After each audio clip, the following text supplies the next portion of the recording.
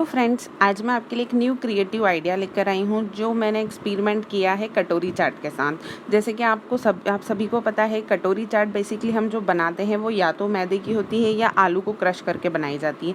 But क्या होता है, उसमें बहुत टाइम कंज्यूम होता है और टाइम तो हम कंज्यूम करते ही नहीं है। तो ये जो कटोरी चाट है, इसमें ना तो आपका टाइम कंज्यूम होगा, ना ही आपकी गैस कंज्यूम होगी। आप बिना गैस ऑन करे ही ये वाला कटोरी चाट बनाएंगे। तो आइए हम स्टार्ट करते हैं। Let's start at.